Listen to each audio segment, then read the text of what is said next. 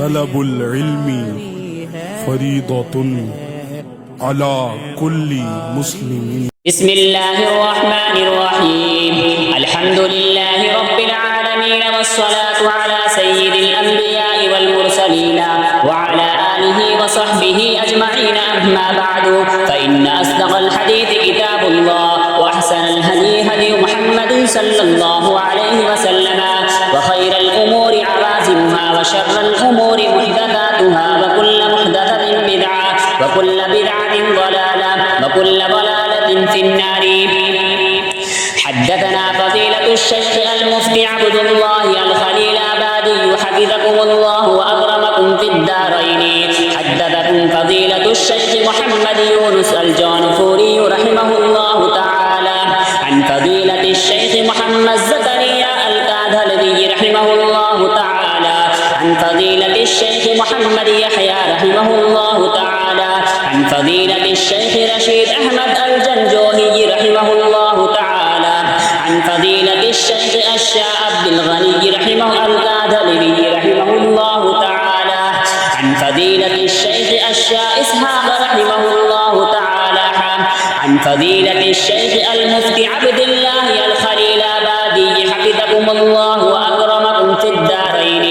حدثكم فضيلة الشيخ محمد يونس الجانفوري رحمه الله تعالى عن فضيلة الشيخ محمد زكريا الكادهلوي رحمه الله تعالى عن فضيلة الشيخ خليل أحمد السهارنپوري رحمه الله تعالى عن فضيلة الشيخ محمد مظهر النانوتبي رحمه الله تعالى عن فضيلة الشيخ مملوك علي النانوتبي رحمه الله تعالى عن فضيلة الشيخ رشيد الدين الكشميري الدهلوي رحمه الله تعالى كلاهما عن فضيلة الشيخ الشاه عبد العزيز الدهلوي رحمه الله تعالى عن فضيلة الشيخ الشاه ولي الله المحدث الدهلوي رحمه الله تعالى وبالسند المتصل منه إلى الشيخ الإمام الهمام الحافظ الحجة أمير المؤمنين في الحديث أبي عبد الله محمد بن إسماعيل بن إبراهيم بن المغيرة بن بردزبة الجعفي البخاري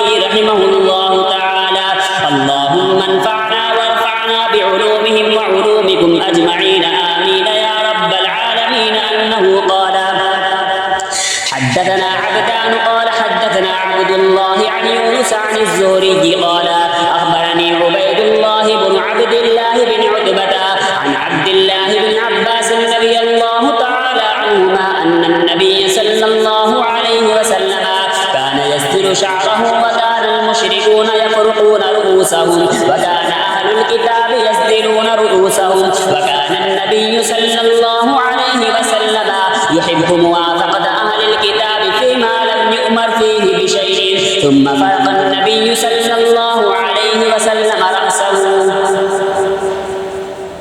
हमसे